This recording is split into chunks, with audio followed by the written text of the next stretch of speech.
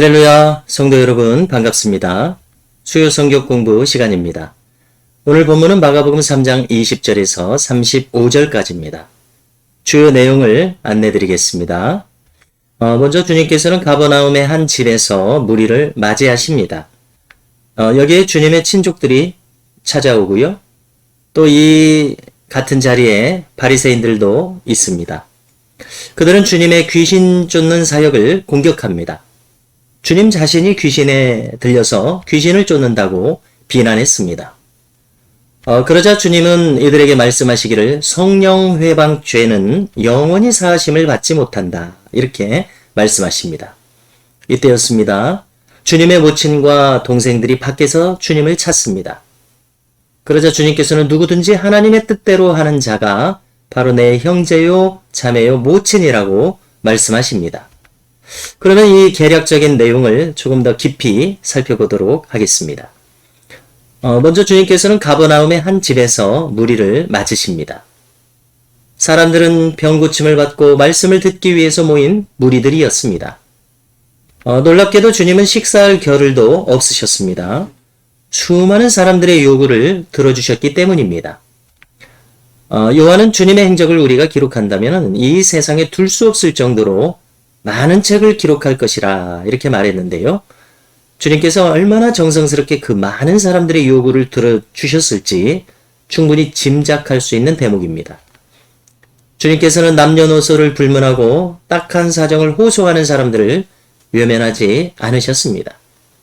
주님은 식사할 겨를도 없으셨다는 말씀이 이것을 잘 증명해주고 있습니다. 여러분, 이 사실로부터 우리가 어떤 마음으로 살아야 할지를 배우게 된다고 생각합니다. 내가 누군가에게 도움을 베풀 수 있다는 것은 참으로 큰 축복입니다. 그러므로 우리는 기회가 되는 대로 나의 도움을 필요로 하는 사람들을 외면하지 않고 도울 수 있기를 바랍니다. 그런데 이때였습니다. 주님의 친족들이 찾아옵니다. 사람들이 주님이 미쳤다고 말했기 때문에 주님을 붙들려고 온 겁니다. 여기 이 미쳤다는 말은 말 그대로 제정신이 아니라는 뜻입니다. 주님의 공생의 초기에 주님의 친족들은 실제로 주님이 미쳤다는 말을 심각하게 받아들인 것 같습니다. 이 내용은 마지막 부분에서 다시 다루겠습니다. 가버나움 집에서 행한 이 주님의 사역은 신유와 축사 사역을 포함했습니다. 그런데 이 자리에는 바리새인들도 있었습니다. 특히 이들은 예루살렘에서 온 바리새인들입니다. 이곳 가버나움에 상주하는 예루살렘에서 파견된 바리새인들일 수도 있겠습니다. 그들은 주님께서 행하신 이 축사 사역을 폄하했습니다.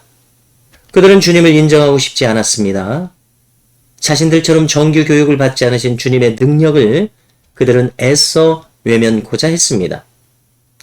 그러면서 그들은 악의적으로 말하기를 주님께서 바알세불에 집혀서 귀신을 쫓아낸다고 비난했습니다. 집혔다는 말은 사로잡혔다는 뜻입니다. 주님께서 귀신에 장악당했고 귀신의 왕인 이 사탄의 힘을 빌어서 귀신을 쫓아낸다고 말한 겁니다.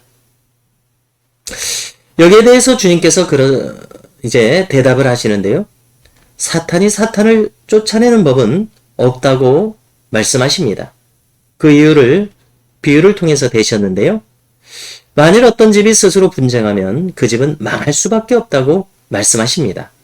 마찬가지로 만일 사탄이 자신의 세력 내에서 분쟁을 일으킨다면 스스로 망하지 않겠냐고 반문하십니다. 그렇다면 당연히 이 말씀을 하신 이유는 귀신을 쫓아낸 당사자는 바로 주님 자신이라는 뜻이 됩니다. 주님 자신께서 직접 사탄을 폐퇴시켰노라고 말씀하신 겁니다. 그렇다면 27절은 이제 주님께서 어떻게 사탄을 폐퇴시키셨는지 그 과정을 설명하신 내용이 되는 겁니다. 자, 27절을 보십시오. 사람이 먼저 강한 자를 결박하지 않고는 그 강한 자의 집에 들어가 세간을 강탈하지 못하리니 결박한 후에야 그 집을 강탈하리라. 여러분, 주님은 지금 불가피하게 집을 강탈하는 과정을 설명하십니다. 여기서 집을 장악하고 있는 자는 사탄입니다. 주님은 먼저 사탄을 결박하셨고 그 후에 세간을 되찾아 오셨습니다. 이것이 바로 귀신 축사 사역입니다. 그야말로 주님은 귀신에 대해서 절대적이고 압도적인 권세를 행하신 겁니다. 그리고 28절 이하에서 대단히 중요한 말씀을 우리에게 주십니다. 자, 28절을 읽어드리겠습니다. 내가 진실로 너희에게 이르노니 사람의 모든 죄와 모독하는 일은 사하심을 얻되 누구든지 성령을 모독하는 자는 영원히 사하심을 얻지 못하고 영원한 죄가 되느니라. 아멘. 이렇게 말씀하셨습니다. 여러분, 지금 바리새인들은 성령 모독죄 혹은 성령 회방죄를 짓고 있습니다. 그들의 죄악은 이 일화에서 지금 일회적으로 드러나고 있는데요. 그러나 주님께서 말씀하신 뜻은 전체 성향 전부를 말씀하신 겁니다.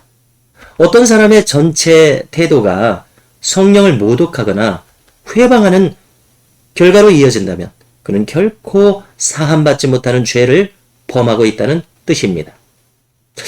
저 바리새인들은 지금 분별력이 없었습니다. 만일 그들이 진실하고 진리 안에 있었다면 주님과 주님의 사역에 대해서 바르게 분별했을 것입니다. 그러나 그들은 주님을 대적했습니다.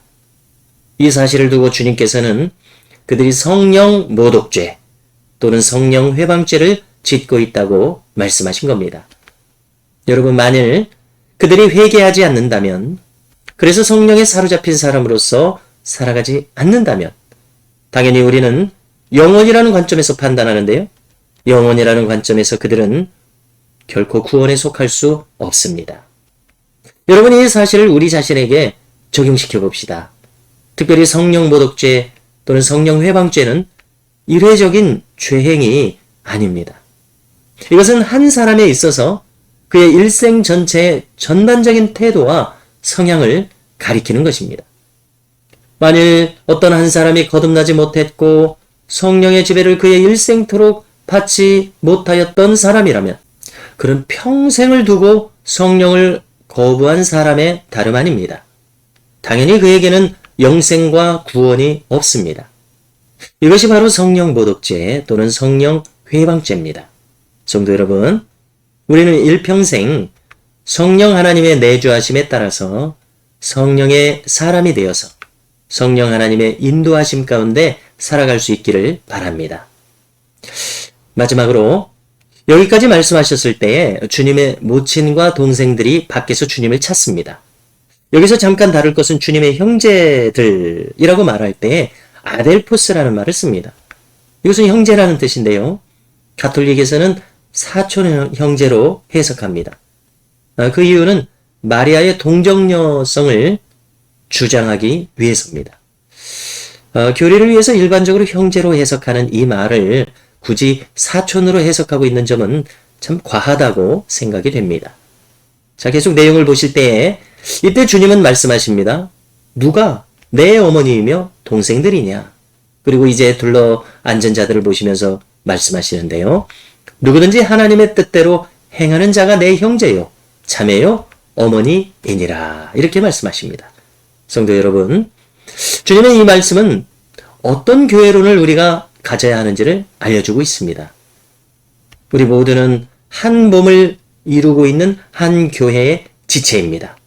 바로 이런 관점에서 우리 자신이 서로의 형제됨에 대해서 잘 정립할 수 있기를 바랍니다. 그래서 함께 하나님 나라를 이루어가는 친밀한 동역자로서 우리 모두가 살아갈 수 있기를 바랍니다. 오늘은 이상으로 마치겠습니다. 감사합니다.